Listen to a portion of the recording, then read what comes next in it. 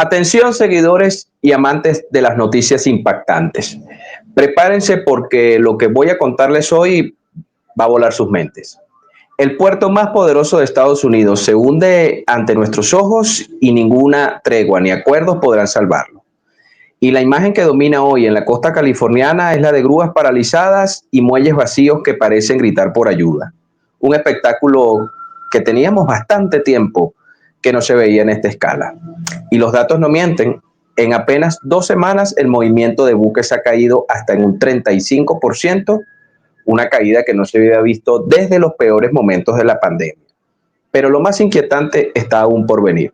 Durante 12 horas seguidas, ningún barco partió desde China hacia Los Ángeles o Long Beach, algo que no sucedía en 5 largos años. Y lo que sigue a continuación. Y aquí no hay escapatoria, mis amigos, porque la crisis en Los Ángeles es brutal y no da señales de detenerse.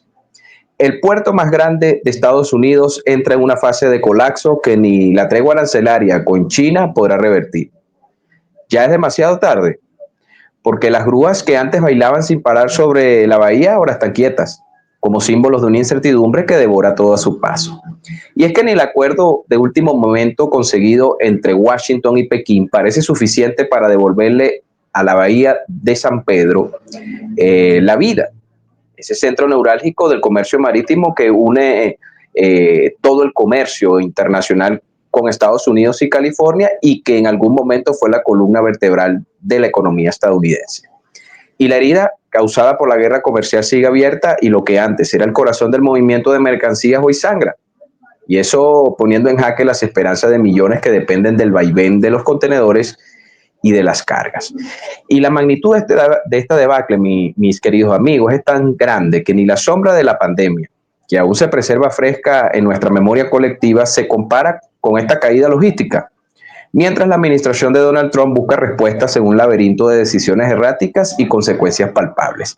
Y fíjense, porque estos escenarios actuales, muy parecidos a lo de la pandemia, no solo afectaron todo lo que es el comercio por vía de contenedores, es decir, portuario, sino que en ese momento hay que recordar que al colapsar la industria portuaria y los puertos, evidentemente, también se vio afectado todo lo que es la pequeña y mediana industria del transporte.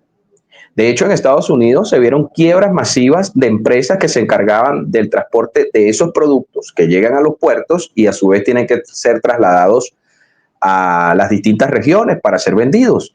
Y eso significó una debacle, sobre todo para el sector medio y principalmente blanco de Estados Unidos, que es el que trabaja en esta industria. Y fíjense, tiene un reflejo directo en esto en los procesos políticos, porque este sector o esta clase social fue uno de los principales respaldos para que Donald Trump alcanzara por segunda vez la Casa Blanca. Y el impacto, y estamos tomando esto de una nota de la cadena estadounidense CNN, porque el impacto de los gravámenes que se han impuesto a China destruyó la dinámica de los puertos en Los Ángeles, dejando tras de sí un desplome sin precedentes. En solo 2 semanas, mis amigos, el tráfico de buques cayó entre un 32 y un 35%. Estamos hablando de la semana final de abril, ¿ok? Y la primera semana del mes de mayo. Y eso es un golpe brutal, digamos, a la arteria principal del comercio en la costa oeste de los Estados Unidos, con ecos de aquellos meses oscuros en lo que la COVID-19 paralizó el mundo, pero con un agravante. Esta crisis no viene de la naturaleza, sino de decisiones políticas que ahora cobran su precio. Y el gigante portuario que alguna vez fue símbolo de eficiencia y de crecimiento hoy está paralizado y las consecuencias se sienten en todo el territorio de Estados Unidos. ¿Hasta dónde llegará la onda expansiva de esta crisis? Vamos a los datos recientes, porque en los últimos días ni un solo buque de carga salió de China hacia los puertos del sur de California en un lapso de 12 horas. Usted dirá, pues 12 horas, eso no es mucho, es prácticamente el 50%, es el 50% de un día. Pero mis amigos, en el comercio portuario, 12 horas es prácticamente 6 meses. Y en una escena que parece sacada de una postal de advertencia, los muelles están vacíos, como reportó la cadena CNN, además de una inactividad lógica de los inquietos trabajadores que están allí y una bruma de ansiedad que flota sobre el océano. Y debemos recordar que los puertos de China ya se han reactivado, como el de Shanghái o el de Shenzhen, que han celebrado el fin de, o al menos esta tregua en la guerra comercial y la rebaja de los mismos por ambos países, pero tampoco eso ha repercutido hasta los momentos, como lo reporta CNN, en la recuperación del movimiento en los puertos estadounidenses. Y nos referimos indiscutiblemente al de Los Ángeles. Pero la situación, mis amigos, puede peorar aún más cuando descubrimos que tampoco estaban los 41 buques que debían haber zarpado desde China hacia la bahía de San Pedro luego de la rebaja. Es decir, el 15 de mayo pasado, que entraron en vigencia los acuerdos de rebajas de aranceles, debían haber partido 41 buques directamente a California. Pues bien, reporta CNN que están detenidos todavía en los puertos de China. Entonces, esta ausencia o la ausencia de barcos significa un paro económico. ¿Y eso afecta a quién? Desde los estibadores hasta los grandes almacenes y por supuesto las pequeñas tiendas, que son los que reciben los productos para el consumo final. Es decir, es un efecto dominó que empieza en los puertos, pero que se extiende a toda la cadena de suministro, tocando la vida de millones de ciudadanos de Estados Unidos. Y fíjense que el comercio global, que genera más de 2.7 millones de empleos a nivel global, pero eso, a nivel global en Estados Unidos nos referimos, ¿no? Pero nada más California tiene 1.1 millones de empleos en esa estratégica industria. Y hoy, evidentemente, está en jaque ante el desplome de esta actividad marítima que advierte la cadena con sede en Atlanta. Y fijémonos que los circuitos económicos se rompen y, por supuesto, las pérdidas económicas no tardan en reflejarse en el bolsillo de los estadounidenses. Mientras tanto, la incertidumbre crece, porque indiscutiblemente, a pesar de las rebajas en los aranceles, o mejor dicho, en las tarifas arancelarias, los productos chinos van a llegar todavía caros, o un 30% más caros, porque ese es el acuerdo, al menos en esta tregua.